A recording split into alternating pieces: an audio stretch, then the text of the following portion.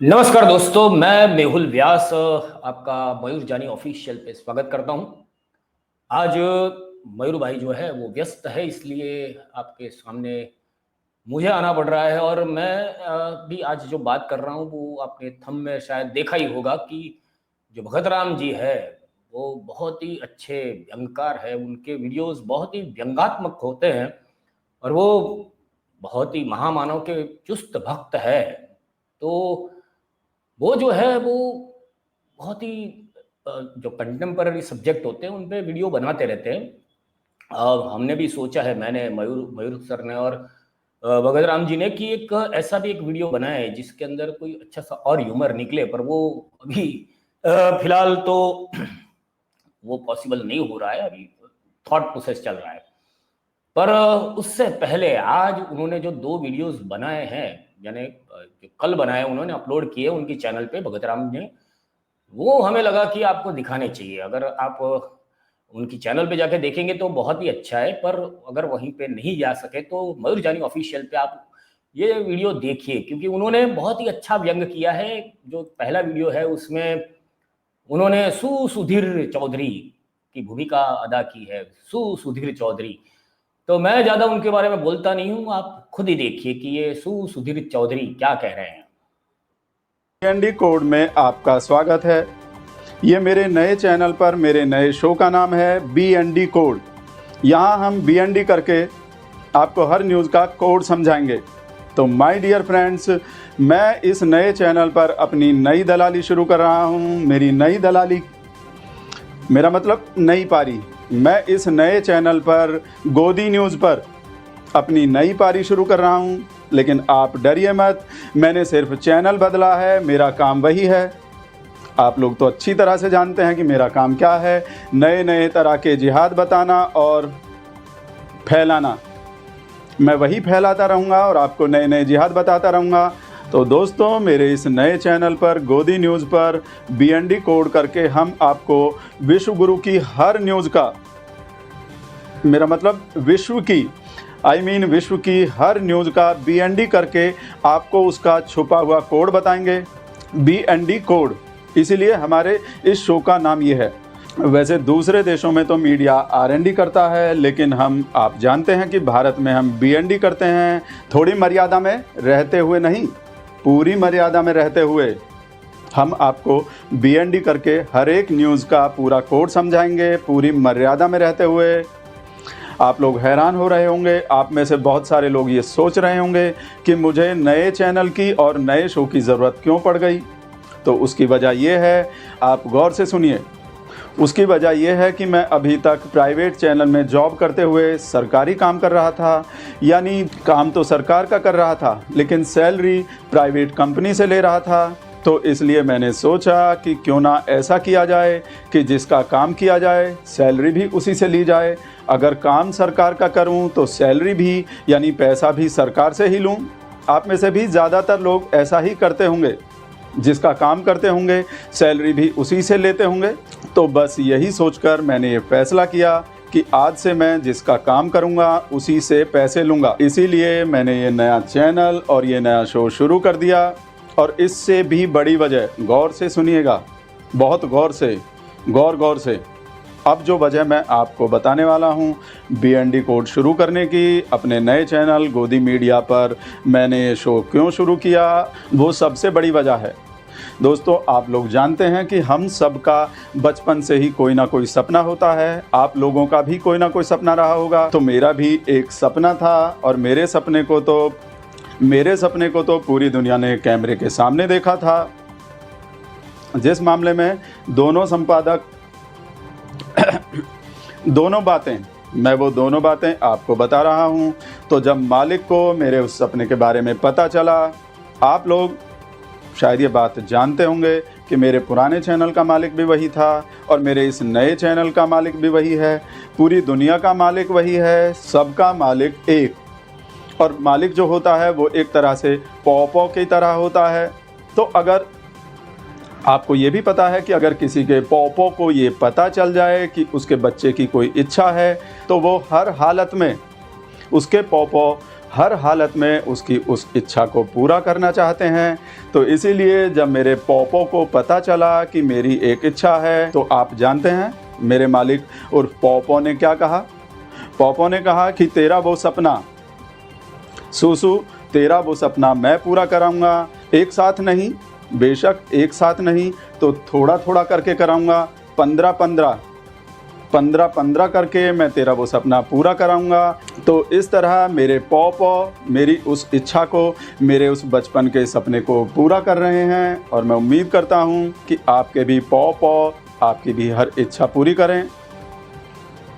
अभी वक्त हो गया सूसू ब्रेक का। ब्रेक के बाद पूरी BND करके आपको बताएंगे प्रधानमंत्री मोदी के ऑपरेशन सिंदूर में प्रधानमंत्री मोदी के 56 कारनामे। मोदी जी ने कैसे हमारी सेना को बताया और सिखाया कि मिसाइल कैसे छोड़ते हैं, टैंक कैसे चलाते हैं, राफेल कैसे उड़ाते हैं और हमला कब और कहां पर करना है। तो आप बिगड़े रहिए BND कोड के साथ और देखते रहिए गोदी न्यूज़। तो ये था गोदी न्यूज़। और सुसु ब्रेक भी लेते हैं सुसु चौधरी जी। आपको एक अपडेट आपको बता दूं, शायद आपने ना सुना हो या आपके ध्यान में ना हो, तो कि पाकिस्तान की जासूसी के आरोप में हरियाणा की एक यूट्यूबर है जो 3 बार पाकिस्तान जाकर आई है और उसको पकड़ा गया है। यानी ये यूट्यूबर थी जो वो ज्योति मल्होत्रा, उसे अरेस्ट कर लिया है कि वो यहाँ रह के, हमारी मिट्टी में रह के जासूसी करती थी पैसों के लिए। अपनी जमीर को बेचा था उसने। और दूसरे जो है, जो हमारी बदनामी कर रहे हैं पूरे विश्व के मंच पे, जो हमारे जो विश्व गुल्लू है, उनके बहुत ही करीबी दोस्त है, उनसे भी शायद वो तू तड़ाक करके बातें करते होंगे, हमें तो पता नहीं है, क्योंकि हम तो भाई ट्रम्प को तो कभी मिले नहीं। और ऊपर वाला मेहरबानी करे, महादेव की कृपा हो कि हमें जीवन में कभी उनको मिलने का सौभाग्य प्राप्त ना हो। पर अभी ये जो है हमारे भगत राम जी है, वो इस बात को कहीं और ही ले जा रहे हैं। वो तो कह रहे हैं कि जो है मोदी जी है वो तो ट्रम्प के भी पापा हैं। वो भी एक उन्होंने बहुत ही अच्छा एक वीडियो बनाया है आज, वो आपको दिखाना चाहता हूं, तो वो भी दिखा देता हूं। ये है पापा। कंगना दीदी के इंसल्ट का बेइज्जती फिर से हो गए। डेली के डेली होते रहते हैं भाई साहब। जब भी सवेरे के उठते हैं सबसे पहले ई न्यूज मिलते हैं, कंगना को पड़े डांट, कंगना को फिर लगे फटकार, कंगना को की एक भाई साहब डेली के डेली। वो जो मोदी जी को जो डोनाल्ड अंकल का जो पापा बताए हैं उस बात पे भाई साहब वेब सीरीज बन रहे हैं इंसल्ट के बेइज्जती के। भाई साहब 4 लोग का इंसल्ट का बेइज्जती कभी खत्म नहीं होता भाई साहब। एक तो सब गोदी के लल्ला लल्ली का, अमी सुधीर, अर्नब गोस्वामी, सब जो सुशांत, चित्रा, सुबेता, सब जो, और उनमें भी सबसे ज्यादा जो भाई साहब अंजना ओम कच्छप, इनका बेइज्जती कभी खत्म नहीं होता। सब गोदी का लल्ला लल्ली हो गए। और एक संबित पात्रा, उसका भी डेली होता रहता। एक बाबा रामदेव और एक हमरे कंगना दीदी। भाई साहब वेब सीरीज बन रहे हैं इंसल्ट के बेइज्जती का। भाई साहब फिर से डांट के चुप कर दिए, फिर से फटकार लग गए। डेली के डेली ऐसा ही न्यूज सुनने को मिलता है। फिर से वो हो गए, फिर से फटकार लगे, फिर से वो हो गए, फिर से मुंह बंद करने को बोले। इससे तो अच्छा तभी थे कंगना दीदी जब बीजेपी में नहीं थे भाई साहब। तब तो सब बीजेपी का नेता कैसे कैसे तारीफ करता था कंगना दीदी का बोलने पे। वाह कंगना रनौत कैसा बात बोले, का बात बोले कंगना रनौत।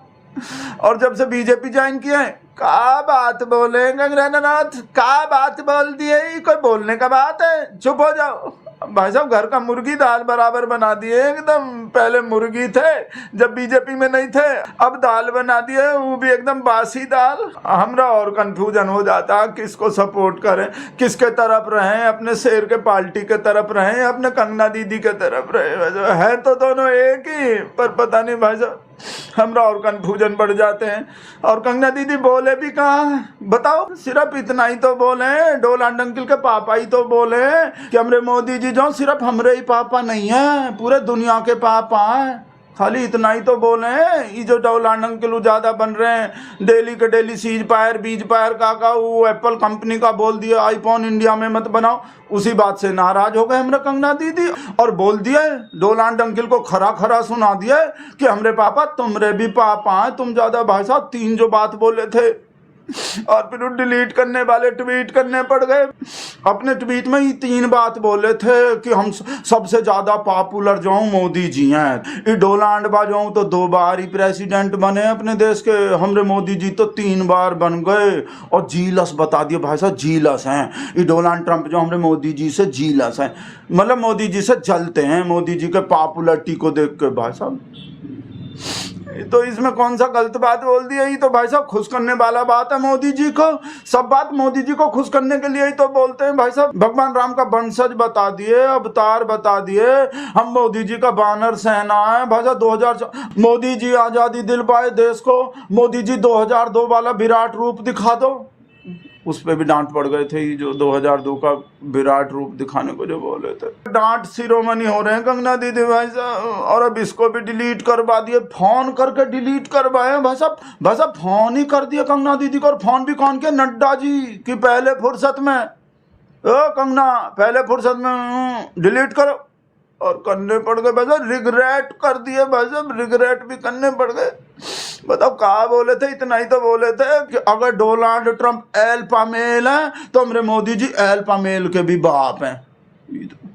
वैसे हमको मतलब हमको पता नहीं है अल्फा मेल क्या होता है। वो तो भाई साहब संतोष बताए कि अल्फा मेल जो बहुत खतरनाक होते हैं, बहुत खतरनाक मेल, बहुत खूंखार, वो जोर जबरदस्ती कर देते हैं किसी के भी संग, किसी पे भी गुस्सा हो जाते हैं, किसी पे भी भड़क जाते हैं, बहुत हाई रहते हैं, एकदम भाई साहब ऐसे रहते हैं जैसे एनिमल फिल्म में रणबीर कपूर थे।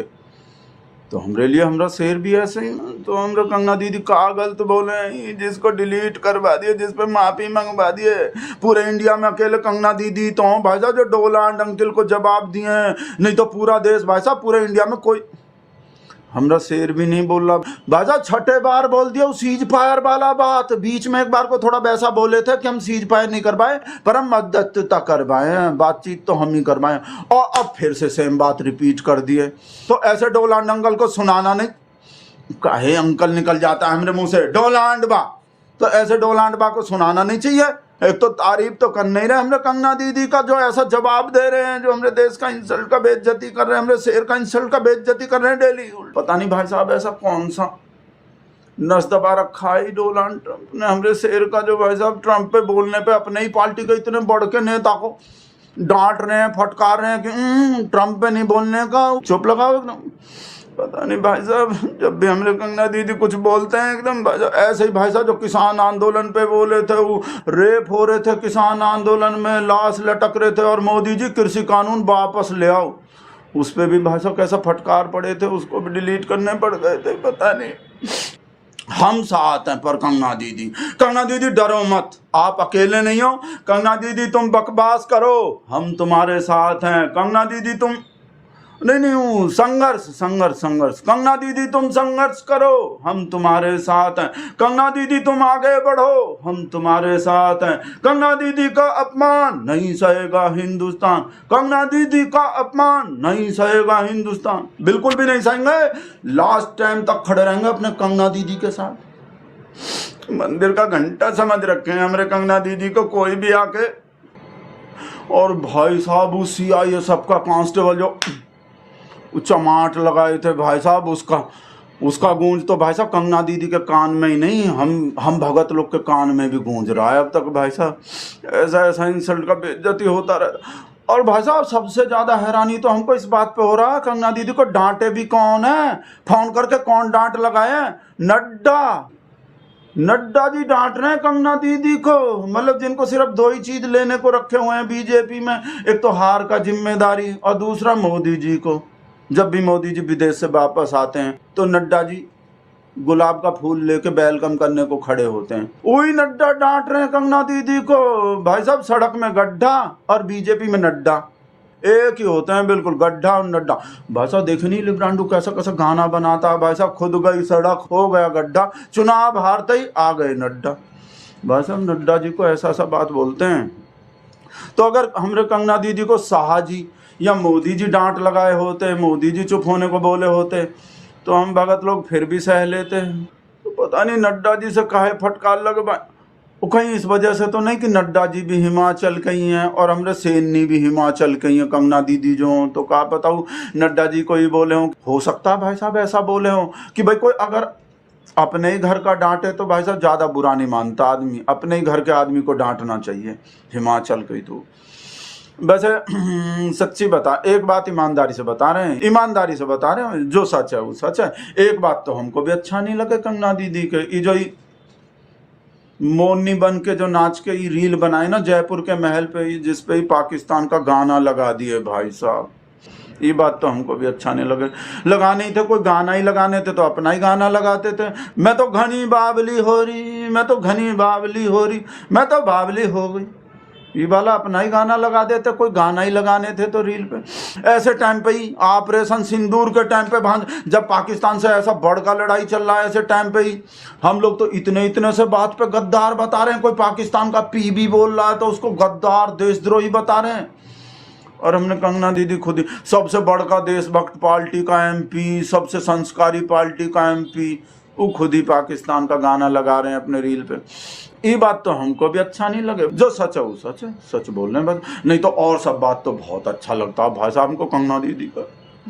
भाई साहब देखे तो वो ट्वीट पे भाई साहब ध्रुव राठी भी मजा ले रहा था भाई साहब, और वो मोहम्मद जुबैर, वो पिंचर वाला, वो भी मजा ले रहा था भाई साहब। इन लोग के चक्कर में भाई साहब अपना शाम का दवाई लेना भी भूल जाते हैं हमरा कंगना दी। शाम का दवाई मतलब वो वाला नहीं, वो गोली वो टैबलेट वो आप लोग को पता नहीं है भाई साहब, इलाज चलने हैं भाई साहब, वो कच्चा पपीता बांधने पड़ते हैं अपने खोपड़ी पे सुबह शाम कंगना दीदी को, उससे भी फायदा। राकेश के फोन आ रहे हैं, वो तो शकुंतला बुआ के पिपा है, क्या बोल रहे हैं, काहे फोन कर रहे हैं आज। हेलो, हाँ राकेश, कहाँ हो गए, काहे फोन कर रहे हो। तुर्की का बाइकाट कैसे करने हैं, तुर्की का बाइकाट तो ड्राई फ्रूट का बाइकाट नहीं। ड्राई फ्रूट तो तुम देखे ही नहीं होगे, हम भी नहीं देखे कई साल से कैसा होते हैं ड्राई फ्रूट। तो फिर बता रहे हैं, एक सेकंड रुको, बता रहे हैं कैसे करने हैं बाइकाट तुर्की के। तुअर की दाल का बाइकाट कर दो राकेश। एक नहीं, तुम तो तुअर का दाल भी नहीं देखोगे, जितना महंगा हो रहे हैं तुअर का दाल देखे ही नहीं होगे, तो फिर और कैसे बाइकाट करें। वैसे राकेश ही अब तुर्की नहीं रहे, अब तुर्कीये हो गए। जैसे वो डेंगू नहीं रहे ना, डेंगी हो गए, जैसे विटामिन नहीं रहे अब वाइटामिन हो गए, और एजुकेशन नहीं रहे वो एडुकेशन हो गए, ऐसे ही अभी तुर्की नहीं है राकेश, तुर्कीये हो गए हैं। तुर्कीये तो अब तुर्की के बाइकाट नहीं करने, तुर्कीये के करने। तो हम बता रहे हैं तुमको अभी वापस फोन करके कैसे करने बाइकाट, ठीक है भाई साहब। याद ही नहीं आ रहे कैसे करने हैं तुर्की के बाद, तुर्कीये के हमको याद ही नहीं। संतोष से पूछते हैं भाई साहब, संतोष को पता होते हैं सब चीज के बाइकाट कैसे करने हैं। सच्ची बोल रहे हैं भाई साहब, संतोष को हर चीज के बाइकाट का पता होते हैं। तो 1 मिनट को वीडियो बंद कर रहे हैं और संतोष को फोन मिला रहे हैं।